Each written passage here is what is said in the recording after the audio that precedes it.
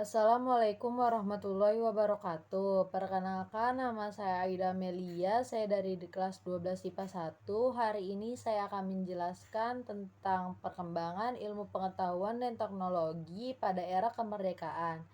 Jadi yang pertama itu ada revolusi hijau. Revolusi hijau adalah perubahan besar dalam cara bercocok tanam dari tradisional hingga modern untuk meningkatkan hasil produksi pertanian. Nah, revolusi hijau di Indonesia tuh gimana sih? Mulainya dari mana? Jadi revolusi hijau di Indonesia ini mulainya dari Orde Lama. Orde Lama dengan program Padi Sentra dan Bina Masyarakat pada tahun 1955 hingga 1965. Lalu Bina Masyarakat ini berubah nama menjadi Inmas. Nah, selanjutnya pada masa Orde Baru ini pemerintah mulai melakukan dengan gerakan transmigrasi dan pelita. Selama masa Orde Baru juga, pelita ini terhitung sudah dilakukan sebanyak 6 kali. Terhitung sejak 1974 hingga 1998. Mereka menitik beratkan pada sektor pertanian. Dan juga pada tahun 1998 Organisasi Pangan Indonesia atau FAO memberikan piagam penghargaan kepada pemerintah Indonesia karena berhasil mencapai swasembada pangan sejak 1984. Selanjutnya ada masa reformasi. Masa reformasi ini dimulai dengan gerakan mandiri atau GEMA dan gerakan mandiri Hortikultura Tropikal Nusantara atau GEMA Hortina. Peningkatan produksi pertanian dan padi dengan menggunakan sistem Rice Investification atau SRI. Namanya juga revolusi ya, perkembangan pasti kan ada dampak positif dan negatifnya bagi para petani. Nah, dampak positifnya di revolusi hijau ini ada 4, yaitu mendorong varietas unggul. Yang kedua, mendorong penggunaan teknologi dalam bidang pertanian, dalam lingkup petaninya gitu. Yang ketiga, ada meningkatkan kemampuan sumber daya manusia, jadi lebih melek informasi gitu kan tentang teknologi. Dan yang keempat, menciptakan kestabilan ekonomi dalam bidang pertanian itu sendiri. Nah, kalau dampak negatifnya ini ada 2. Yang pertama, jadi kalau misalnya ada petani yang nggak melek informasi gitu, jadi dia lebih kayak yaudah pakai cara-cara lama. Nah, itu nanti beliau akan tertinggal. Jadi mereka akan tertinggal gitu kalau misalnya nggak ngerti informasi ya kan.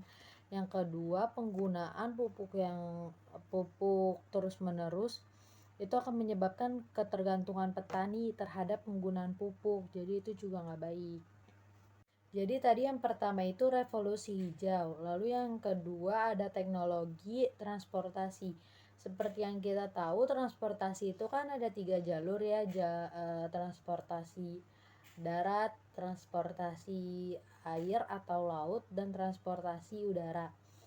Nah, yang pertama saya bahas ini adalah transportasi darat.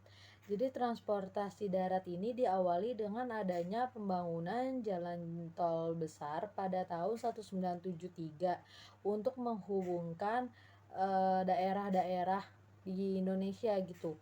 Yang pertama kali dibuat itu jalan Jakarta Bandung Ciawi, itu yang pertama kali dibuat. Hingga sampai sekarang pun kita kan masih bisa melihat pembangunan tol-tol kan, jadi masih berjalan sampai sekarang.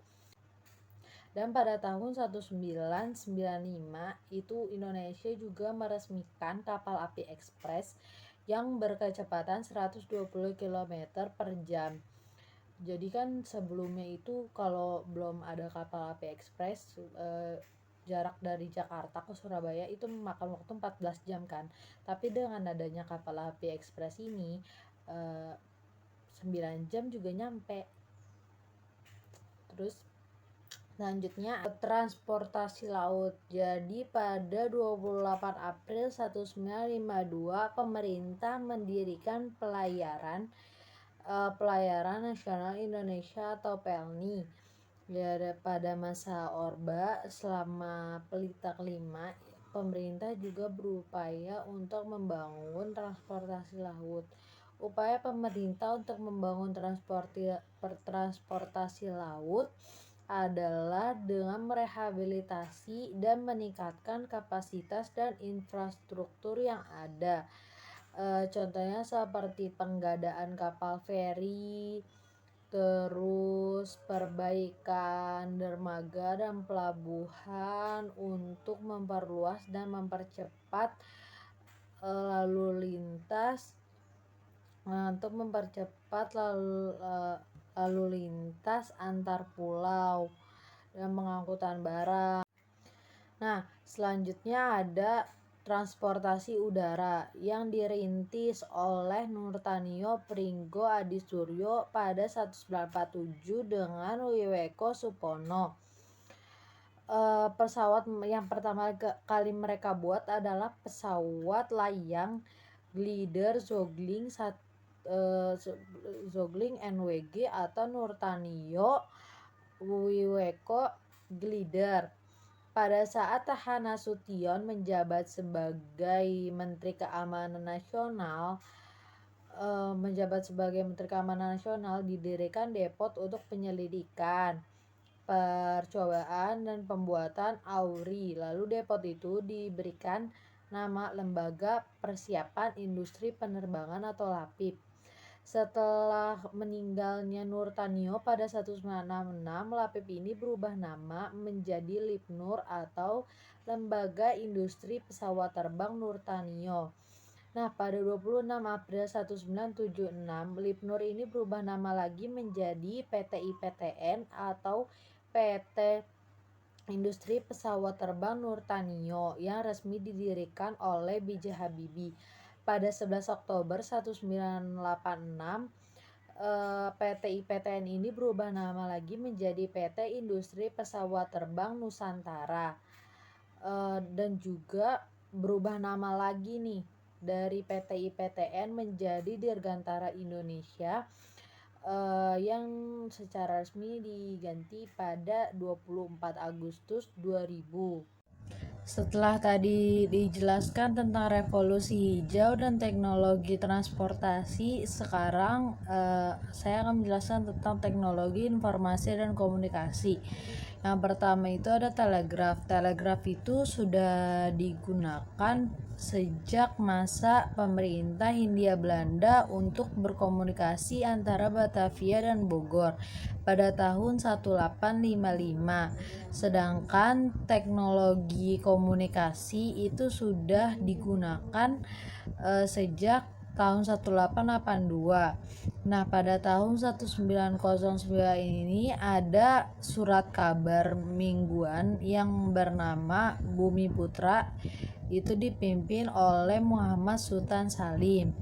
Nah, radio pertama yang ada di Indonesia bernama Batavia Radio Vereniging atau BRV yang mengudara pada tanggal 16 Juli 1925.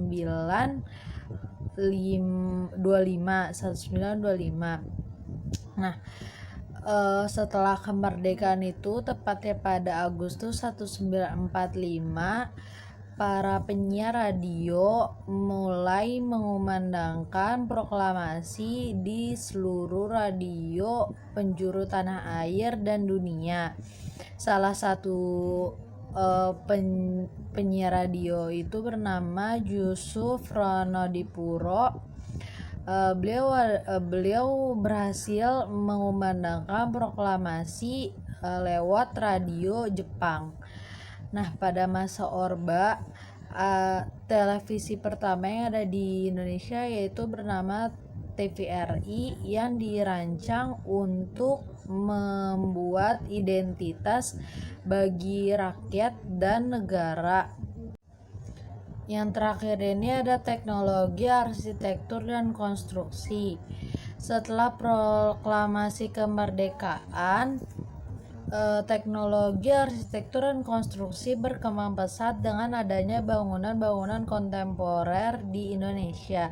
Peran-peran tokoh-tokoh di Indonesia juga ikut untuk merancang bangunan-bangunan di Indonesia, yaitu ada Presiden Soekarno, ada Frederick Silaban, ada Han Awal, ada Sujudi, Sudiatmo, dan Djokorda Raka Sukowati. Nah, Presiden Soekarno ini memberikan ide-idenya kepada bangunan yang masih bisa kita lihat hingga sekarang, yaitu seperti Stadion Gelora Bung Karno, lalu Gedung Sarinah, terus Gedung Planetarium. Nah, kalau Frederick Silaban ini merupakan orang yang merancang masjid terbesar se-Asia Tenggara, yaitu Masjid Istiqlal. Sedangkan Sujudi dan Han Awal adalah yang merancang gedung MPR dan DPR. Teknologi arsitektur semakin berkembang pesat dengan ditemukannya teknologi dalam membangun konstruksi tata kota oleh Sudiatmo dan Djokorda Raka Sukowati. Sudiatmo berhasil menemukan konstruksi cakra ayam, sedangkan Djokorda Raka Sukowati berhasil dengan teknologi sosrobahu. Sekian dari saya tentang penjelasan ilmu pengetahuan dan teknologi pada era kemerdekaan. Kurang lebihnya mohon maaf. Wassalamualaikum warahmatullahi wabarakatuh.